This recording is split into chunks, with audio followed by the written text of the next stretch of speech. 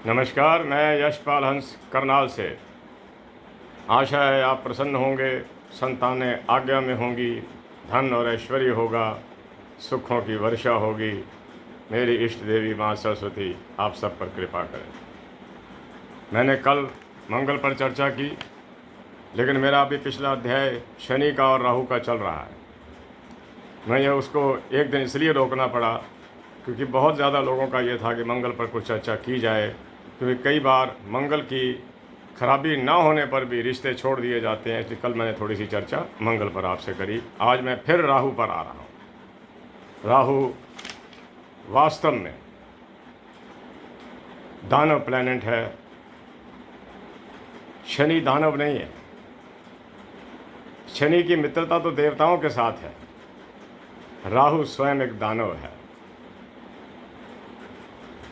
समुद्र मंथन के समय इसने वो कार्य किया जो किसी को पसंद नहीं, कि समुद्र में से अमृत निकला और जो उसको लेकर भाग गया। आज भी जो लोग राहु की महादशा के अंदर हैं, ये समाज से भागने वाले हैं। अगर ये किसी डॉक्टर के पास 4 दिन रहेंगे तो अपने आप को डॉक्टर समझेंगे। अगर ये किसी संगीतकार के पास 4 दिन रहे तो अपने आप को संगीतकार समझेंगे। अगर किसी आचार्य के पास रहे तो अपने आप को आचार्य समझेंगे। अपने आप से बड़ा विद्वान किसी को नहीं समझते। और ये घटना तब ज़्यादा घटती है जब कोई व्यक्ति राहु की महादशा में आ चुका हो। एक बात जो और देखने में भी आई, सुनने में भी आई और हमारे जीवन में भी घटी होगी। मैं इतनी उम्र का होकर क्या मैंने राहु की दशा को नहीं झेला होगा? सबसे बड़ी बुराई पैदा होती है रात को जागने की इनकी और दिन में सोने की, और कोई काम इनका नहीं होता। विवाह है तो वो पड़ा हुआ है, पेंडिंग नहीं हो रहा। उसका कारण क्या होता है? देखो, मुझे मेरे गुरुदेव कहा करते थे कि अपने बारे में जितना हम नहीं जानते उतना उससे ज़्यादा बाहर के लोग जानते हैं। हम कितने अच्छे हैं, दुनिया की दयालुता है कि हमें उससे अच्छा समझती है। हम जितने बुरे हैं, दुनिया की दयालुता है कि उससे कम बुरा समझती है। लेकिन हमारा रहस्य किसी से छुपा हुआ नहीं होता। शादियां अगर उन बच्चों की नहीं हो रही जो राहु की दशा के अंदर है, तो कोई ना कोई कमी रही होगी जिसका पता लोगों को चल जाता है। ये मैं आपसे बड़ी सटीक बातें कर रहा हूँ कि वो व्यक्ति अपने आप को सर्व विद्वान समझने लग जाता है। यही सबसे बड़ी उसकी चूक होती है। राहु एक ऐसा प्लैनेट है जिसका सिर है, धड़ नहीं है।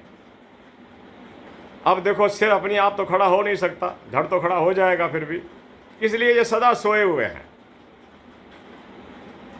निद्रा इनका सबसे बड़ा एक हथियार बन जाती है। मैं आपको बता रहा हूँ, जो शब्द इनके बारे में ग्रंथों में लिखे हुए हैं कि राहु अज्ञानता का सूचक है, राहु अहंकार का सूचक है, राहु वाला व्यक्ति दूसरे की निंदा करके बड़ा खुश होता है। विशेष तौर पर किसी विद्वान बंदे की, अरे देखा है इसको, ऐसी बातें करके वो बड़ा प्रसन्न होता है, और यही बात उसके पतन का कारण बनती है। मेरे प्यारे बंधुओं, मैं आपको एक बात और बताना चाहता हूँ कि कुंडली में जौन सा ग्रह खराब हो, हम उसका रतन नहीं पहनाते। बृहस्पति खराब है तो पुखराज नहीं पहना जाएगा, सूर्य खराब है तो मानिक नहीं पहना जाएगा, लेकिन अगर राहु खराब है तो गोमेद ज़रूर पहना जाएगा। क्योंकि गोमेद एकमात्र ऐसा रतन है जो राहु की किरणों को विड्रॉ करता है।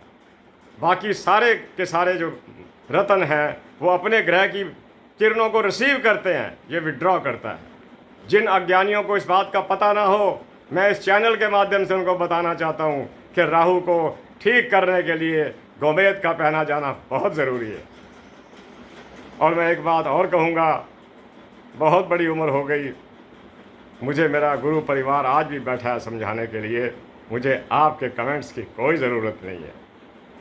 मैं खुद आज भी हज़ारों किताबों के साथ अपना जीवन चला रहा हूँ, अपना ऑफिस चला रहा हूँ। दूसरी बात ये कि हमारा जीवन यही है, हमारा भोजन यही है, हमारी पारिवारिक परंपरा यही है, हमारा निर्वहन यही है। हम अपने कार्य के साथ धोखा नहीं कर सकते। आपको सच बताएंगे कि राहु के ये परिणाम हैं जो मुझे संदेश और मुझे जो आते हैं। अब जैसे मैंने राहु का कार्यक्रम देना शुरू किया, लोगों ने राहु पर खुल के चर्चा मेरे से शुरू करी और तभी मुझे इस बात का एहसास हुआ कि राहु वास्तव में एक ऐसा ग्रह है जो व्यक्ति के जीवन के अंदर दाग लगाता है। मैं बताना चाहता हूं कि अगर राहु की दशा के अंदर जब शनि का 3 वर्ष के लिए अंतर आता है, वो व्यक्ति के महाप्रलय का कारण बनता है, पतन का कारण बनता है।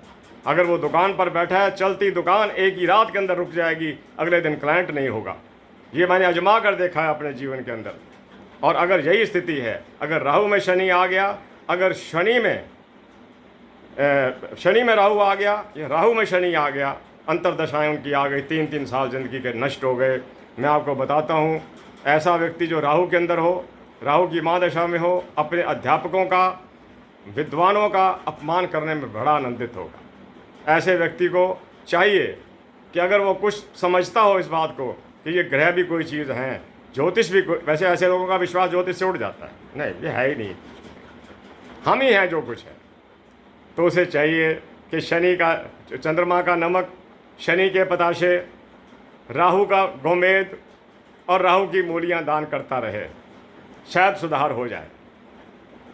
मैं आपको ठीक कह रहा हूँ, आश्वासन दिला के कह रहा हूँ, ये 18 वर्ष जिसने ज़िंदगी के ठीक निकाल लिए, समझ लो बाकी ज़िंदगी उसको कष्ट नहीं आएगा। राहु के बाद अगली दशा बृहस्पति की आती है।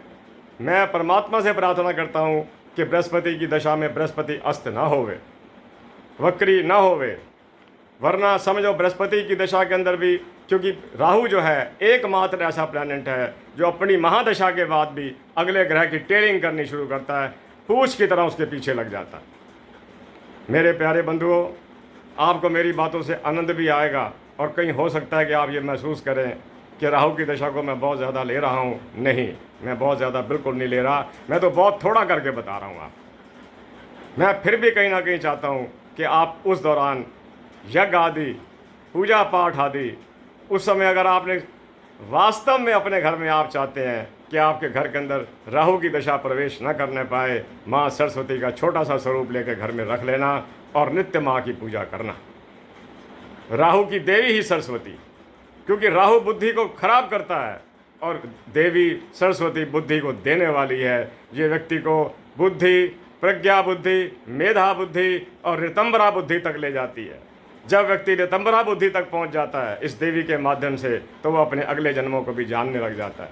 मेरे प्यारे मित्रों, मैं आपको बिल्कुल ठीक कह रहा हूं कि राहु एक ऐसा प्लैनेट है जो व्यक्ति को कुछ ना होने पर भी ये समझने पर बाध्य कर देता है कि तू बहुत बड़ी चीज़। और राजनीति का भी ये मालिक है। 10वें घर में बैठ जाए तो व्यक्ति राजनीति में जाएगा ही जाएगा, रुक नहीं सकता, भले ही वो वहाँ कामयाब हो चाहे ना हो। एक बात ज़रूर है, आज मैं आपको ग्रह वाइज, हाउस वाइज भी बता देता हूँ कि घरों में इसका क्या प्रभाव है। अगर ये लगन में बैठ जाए, व्यक्ति को अपेक्षाकृत नाक उसका कुछ लंबा रखेगा, अहंकार उसमें बहुत ज़्यादा होगा। दूसरे घर के अंदर राहु बैठा हुआ हो, खाने पर कोई प्रतिबंध नहीं, जो कुछ मिल गया खा लिया, जो कुछ बोलना चाहा बोल दिया, जो कुछ लिखना चाहा लिख दिया, चाहे वो नीति संगत हो चाहे वो नीति संगत ना हो। देखिए, राहु अगर 9वें भाव में बैठ जाए, कमाल का प्लैनेट है ये। That person can become a counsellor. वो दूसरों को समझाएगा और उनको वाकई समझा लेगा, लेकिन खुद नहीं समझेगा। मेरे प्यारे बंधुओं, वो जीवन भी क्या जिस जीवन के अंदर व्यक्ति अपने बुजुर्गों की इज्जत ना कर सके, जिन्होंने जन्म दिया हो, माता पिता ने, उनको भी अपमानित कर रहा हो। ये सब राहु की कृपा है। शनि ऐसा कभी नहीं करता, चंद्रमा तो ऐसा बिल्कुल होने नहीं देता, सूर्य हमारी आत्मा से ये आवाज़ ही नहीं उठने देता कि हम अपने बड़ों का निरादर करें। ये काम राहु करवाता है। इस राहु से बचने के लिए मैंने 4 उपाय आपको बताए हैं। इन चारों पर सबसे पहला, पहना दो गोमेद। मैंने बताया ना अभी आपको कि जितने भी प्लैनेट्स खराब होते हैं कुंडली के अंदर, डिस्टर्ब होते हैं, हम उसका रतन नहीं पहनने देते। 6ठे, 8वें और 12वें का तो बिल्कुल नहीं, लेकिन राहु एक ऐसा प्लैनेट है जिसका गोमेद पहनाना ही पहनाना।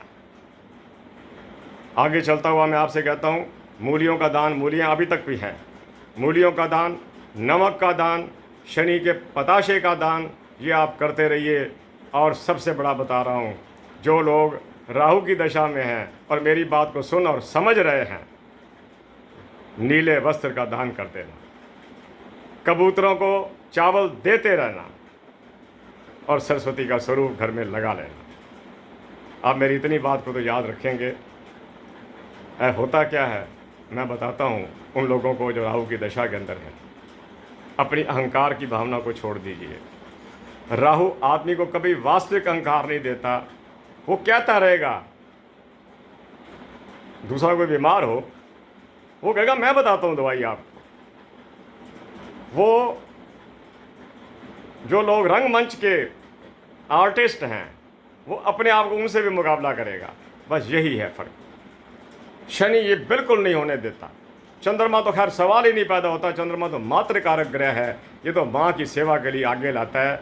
चतुर्थ भाव में जिनका मैंने चंद्रमा देखा, बड़े बड़े शहीदों का चंद्रमा चतुर्थ भाव में पाया गया, देश के लिए फांसी चढ़ गए। देखिए राहु की आप टेंडेंसी देखिए, आप राहु जिस ग्रह के साथ बैठ जाता है उसके भी गुण खो देता है। राहु वाला व्यक्ति जिसके साथ मित्रता करेगा उसके गुणों को भी तबाह कर देगा। मेरे प्यारे बंधुओं, इसका उपचार कीजिए। आप अपनी कुंडलियों में देखिए, राहु तो नहीं है, उन बच्चों की कुंडलियों में देखिए जिनके अंदर आप प्रत्याशित रूप से अंदर परिवर्तन प्राप्त कर रहे हैं कि कल तक तो ठीक था, आज उसको क्या होता जा रहा है। उसको संशय की निगाह से देखिए, उसकी हर गतिविधि पर निगाह रखिए और देखते रहिए कि उसका कार्यक्रम सारे दिन का क्या चलता है। अगर आपको कोई नुक्स मिले तो ये 4 दान कर देना, उसको गोमेद पहना देना। वैसे वो पहनेगा नहीं, वो कहेगा ये है क्या, छोड़ो, खुद कर देना। मूलियों का दान, नमक का दान और शनिवार को पताशों का दान। राहु का गुरु शनि है, शनि प्रसन्न रहेगा, शायद राहु भी टला रहे। और सरस्वती का स्वरूप छोटा सा 1 फुट बाई 1 फुट का या 1 फुट बाई 2 फुट का घर में ज़रूर रखना और माता के चरणों में प्रणाम करते रहना। मेरे प्यारे बंधुओं, बातें बहुत होती हैं। मैं अगली प्रार्थना ये कर रहा हूँ कि राहु के बाद जो बृहस्पति की दशा आए, बृहस्पति कहीं दागी ना हो, वक्री ना हो, अस्त ना हो और सही स्थान पर बैठा हुआ हो, तो बृहस्पति की दशा ठीक निकलेगी। क्योंकि राहु का स्वभाव है ये अपनी दशा ख़त्म करने के बाद टेलिंग करता है, पूछ अड़ाए रखता है बीच में, अगले ग्रह को भी काम नहीं करने देता। तो मेरे प्यारे बंधुओं, मैंने राहु पर आपसे बहुत चर्चा करी, अभी चर्चा और कर सकता हूँ, लेकिन आपसे निवेदन करता हूँ कि आप इस बारे में सोच कर ये सोचना कि उपचार करने से राहु टल सकता है, इसको टालने की कोशिश कीजिएगा। मैं आपको बार बार कह रहा हूँ कि नीले वस्त्रों का दान कीजिए। शनिवार वाला आता है, पंडित जी महाराज आते हैं शनिवार को, जय शनिदेव वाले, उनको सिक्का ज़रूर दीजिए, उनको कुछ वैसे भी दीजिए, क्योंकि ये लोग, इन लोगों को दैवीय एक आशीर्वाद है कि आप जो कुछ लेंगे आपको भी कुछ नहीं होगा और आपका जो देने वाला है उसको भी लाभ होगा। लाभ की प्राप्ति कीजिए। और मैं आपको एक बात बहुत प्यार से, सत्कार से और मान से कह रहा हूँ, डरना नहीं। हर चीज़ ने टल जाना है, अच्छाई ने भी टल जाना है, बुराई ने भी टल जाना है। बस जब आदमी का समय ख़राब होता है तो आदतें बदलती रहती हैं। आप कोशिश कीजिए, उत्तम संस्कार देने की कोशिश कीजिए, उत्तम दान करने की कोशिश कीजिए। संस्कार सबसे बड़ी वस्तु है। मैं कहता हूँ ना कि मैंने 90% लोगों को परेशानी में देखा, 10% नहीं है, 10% नहीं है। उसका कारण क्या था? उनको संस्कार ही इतने अच्छे मिले, उनकी विद्याएं बुलंदी पर पहुंची कि उनको राहु कुछ कह ही नहीं सका। राहु घमंड का मालिक है, अहंकार का मालिक है। तो मैं राहु की बात आज की यहीं ख़त्म करता हूँ। केतु के बारे में आपको 1-2 बातें बता देता हूँ, क्योंकि ये दोनों एक ही चीज़ हैं। बस फ़र्क ये है कि केतु दानव है, दानव तो राहु दानव है, दानव तो केतु भी है। चूँकि उसके पास सिर नहीं है, इसलिए ये ज्ञान उसी का लेता है जिसके साथ ये बैठ जाता है। नींबू का दान, तिल का दान और केले का दान, जिनका केतु की महादशा चल रही हो, करते रहिएगा। महीने में चाहे 1 बार कर दो, जिसको मर्जी कर दो, कोई मना नहीं। ज़रूर करते रहिएगा। और मैंने एक बात और लिखी थी कि सूर्य के साथ केतु का बैठना शुभ नहीं है। उसके लिए आपको ये 3 चीज़ें बताई, नींबू का दान, तिल का दान और केले का दान करते रहें। और अगर मंगल, गुरु और शुक्र कुंडली में इकट्ठे हों, बहुत बड़ी बात है, युति में हो, तो केतु की महादशा या अंतरदशा हो तो ये काम ज़रूर कर देना। नींबू का दान, तिल का दान और केले का दान। केला मंगल का है, क्योंकि मंगल और केतु एक स्वभाव के हैं। केला मंगल के स्वभाव का है, इसलिए ये महाराज हनुमान जी को चला जाता है। हम किसी न किसी देवता को अपने सर पर रख कर चलते हैं कि आप हमारे श्रोमणी हैं। जैसे मैं सरस्वती के बिना नहीं चल पाता, कई लोग हनुमान जी के बिना नहीं चल पाते, कई लोग भगवान कृष्ण को मानते हैं, कई राम जी को मानते हैं। तो अपने अपने देवताओं की पूजा करते रहिए। और राहु के जो महादशा में हैं उनको मैं कह रहा हूँ कि आप इसमें से निकल सकते हैं, कोई ऐसी बात नहीं है। आप अपने अंदर वो सुधार लेकर आइए, बुज़ुर्गों की इज़्ज़त का, अपनी पढ़ाई कंटिन्यू करने का, पुरुषार्थ करने का। रातों को मत जागिए, दिन में मत सोइए, अच्छे काम कीजिए और उन चीज़ों को त्याग दीजिए। जब शुक्र और राहु इकट्ठा होते हैं तो व्यक्ति व्यसनों में घिर जाता है। जब मंगल और राहु इकट्ठा होते हैं तो व्यक्ति दुर्गुणों में लिप्त हो जाता है। उनसे बचिएगा। मेरा कर्तव्य था एक एस्ट्रोलॉजर के रूप के अंदर कि आपको मैं इस बात से, जिसे कहते हैं, सूचित करूं और आपको बताऊं कि हर चीज़ परिवर्तनीय है। राहु की दशा ने भी परिवर्तित हो जाना है, लेकिन जो ये नुकसान कर जाएगा उसे पूर्ण करना मुश्किल हो जाएगा। तो मैं क्षमा भी चाहता हूँ। आज का मेरा विषय कुछ ऐसा था कि मैंने उन लोगों को बताना था कि ज़्यादा समझदार बनने की कोशिश ना करना। समझदारी जो है वो किसी और ही चीज़ का नाम है। इसी के साथ करनाल से मैं यशपाल हंस आपको हाथ जोड़कर नमन करता हूँ, नमस्कार करता हूँ। आप जो सब्सक्रिप्शन मुझे दे रहे हो, लाइकिंग और कमेंट्स दे रहे हो, आप उसमें अपनी कमेंट्स के अंदर अपनी डेट ऑफ बर्थ मत लिखा करो। लिखनी हो तो मेरे व्हाट्सएप नंबर पर डालिए। वो हमारे ऑफिस वर्क है, वो ऑफिस के मुताबिक ही चलेगा। आप उसे ये मत समझिए कि मैं देख के आपको प्रेडिक्शन कर दूंगा। नहीं, हम भी एक इंसान ही हैं आपकी तरह। वो प्रेडिक्शंस नहीं हो सकती जब तक कुंडलियाँ ना बने।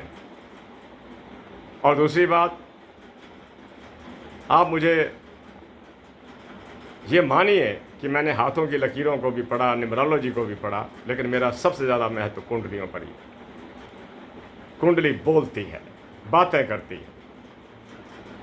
और आप अपनी डेट ऑफ बर्थ मत डालिए कमेंट बॉक्स में, नहीं किसी ने देखना। आपने अगर डेट ऑफ बर्थ डालकर कुंडली बनवानी है तो मेरे व्हाट्सएप नंबर पर डालिए या मेरे से टेलीफोन पर बात कीजिए, नंबर आपके पास हैं। इसी के साथ मैं यशपाल हंस करनाल से आपसे आज्ञा चाहता हूँ। जय जगत, जय भारत, नमस्ते, नमस्कार। ईश्वर आपको प्रसन्न रखे, ईश्वर आपको सुखी रखे। मेरी शुभकामनाएं। नमस्ते।